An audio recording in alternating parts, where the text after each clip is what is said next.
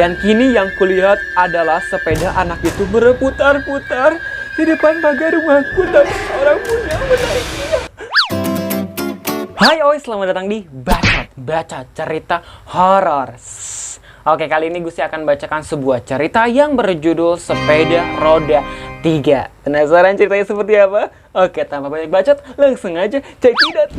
Banyaknya kejadian yang selalu kulihat di sosial media membuat keluargaku memutuskan untuk memasang CCTV di depan rumahku. Bukan tanpa alasan, melainkan untuk berjaga-jaga untuk hal yang tidak diinginkan. Pukul 11 siang beres sudah CCTV itu terpasang di depan rumahku. Mungkin keluarga juga berniat untuk memasang CCTV lainnya di setiap sudut rumahku.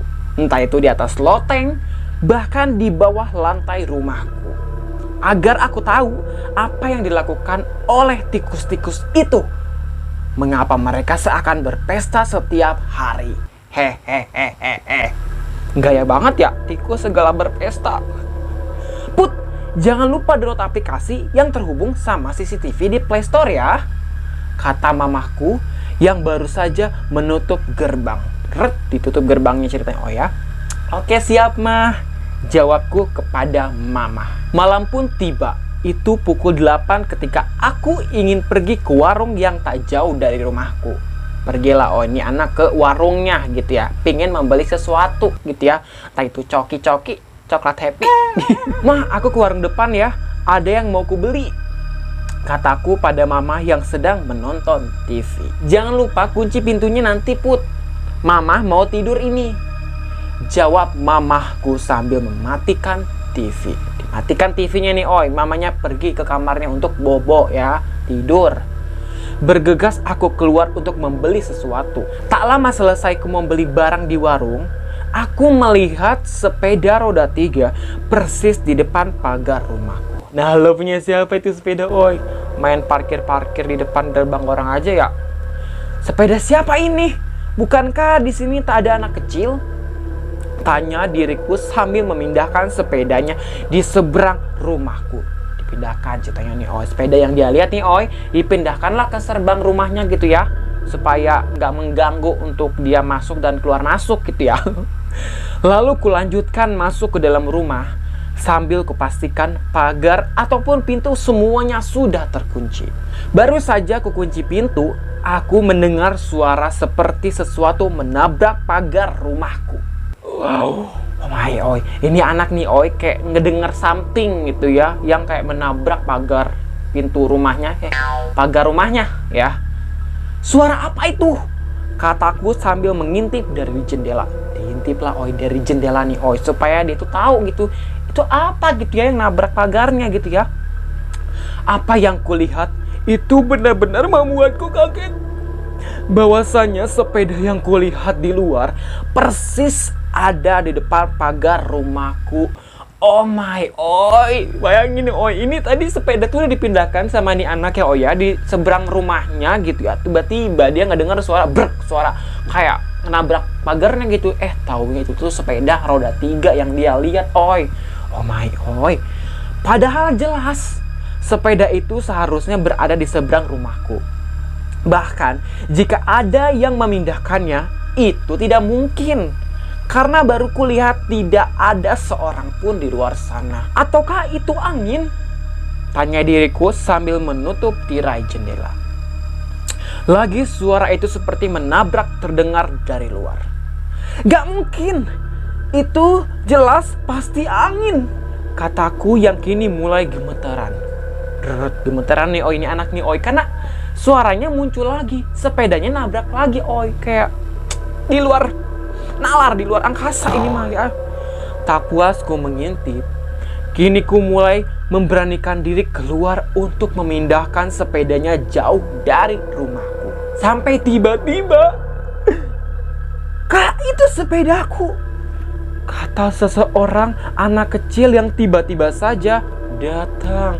Oh my, oi, pas ini anak pingin mindahin sepedanya ya, pas sepedanya dipindahin gitu ya, ada anak kecil bilang, Kak, itu sepedaku. Oh my, oi, itu anak kecil siapa? Lanjut baca lagi. Sepedamu? Tanya diriku yang kini kebingungan. Iya kak, ini sepedaku yang baru ku dapatkan dari mamaku kemarin malam, jawab anak itu sambil menduduki sepedanya. Nih habis ini anak ngomong nih Oi, dia tiba-tiba naik sepeda itu duduk di atas joknya gitu ya. Ih, kayak kagak ada sopan santun gitu ya, main ambil-ambil, main duduk-duduk baik gitu ya.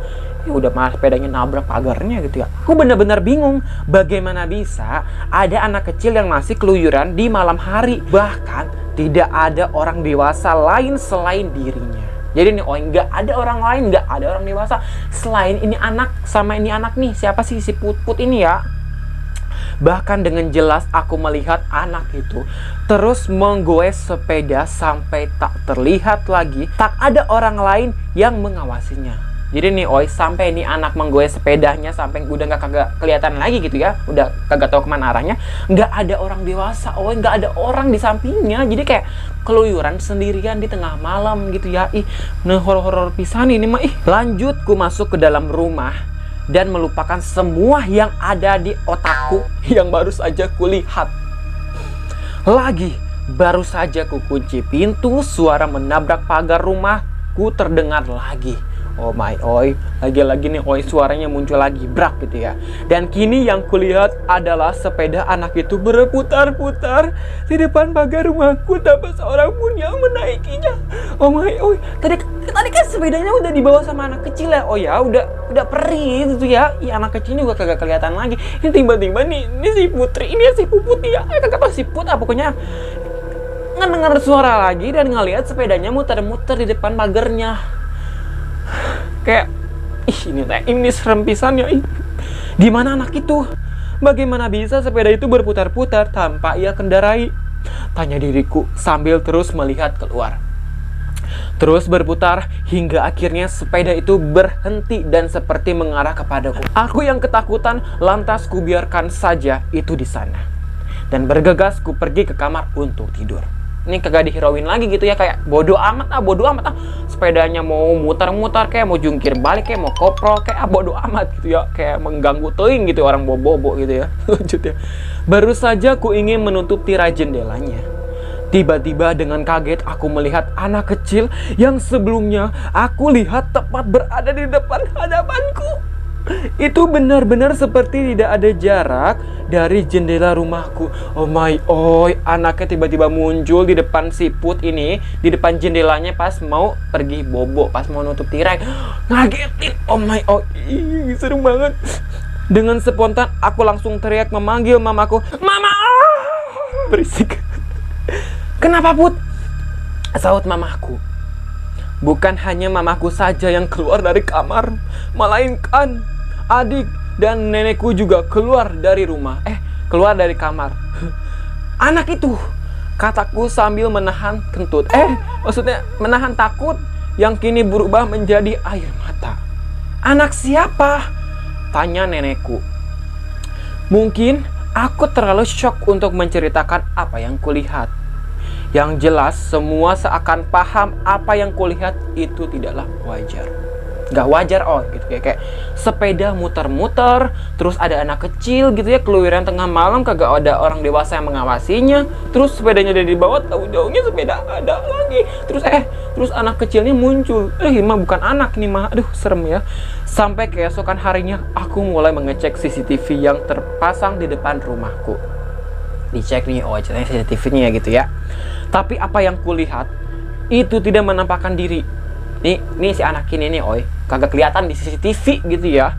Melainkan hanya diriku saja yang berada di luar sambil berbicara kepadanya. Oh, berarti ini anak sama sepedanya tuh kagak ada di CCTV gitu ya. Jadi apa yang si Put ini cek di CCTV itu tuh cuman dia yang kayak mengobrol aja biasa gitu ya. Jadi kayak ya udah itu sepeda sama si bocah itu kayak bukan manusia, bukan sepeda gitu ya. Jadi sama gitu ya. Jadi apa? Udah jelas ya, udah Han sih. Oh my oi. Aduh, horor banget ya. Ini bikin kaget gitu, bikin takut ya, Dan begitulah ceritanya. Duh, Gusti mah ya, kalau dibandingin hantu ya, sebenarnya Gusti kagak takut kayak sama hantu-hantu bocah gitu ya. Lebih takut sama hantu Indonesia. Oh, itu yang dibengket, itu yang diikat itu. Takut dah Gusti mah bener. Gak tahu kenapa gitu ya. Gak takut dah sama hantu-hantu bocah kayak begini kagak takut. Tapi itu kayak takut gitu ya, ngebayangin itu kayak aduh, merinding banget, oi. Oke, oi, buat kalian semua yang suka dengan konten horor, bacotin aja ya, dibacot, baca cerita horor. Gue sih bakal balik lagi dengan cerita horor yang lebih horor lagi, lebih menarik lagi. Karena sampai di sini aja, gue sih bakal balik lagi dan sampai jumpa. Bye. Aduh, untung bocah apa ini? Bocah tuyul apa? Nanti mah jangan sampai ketemu.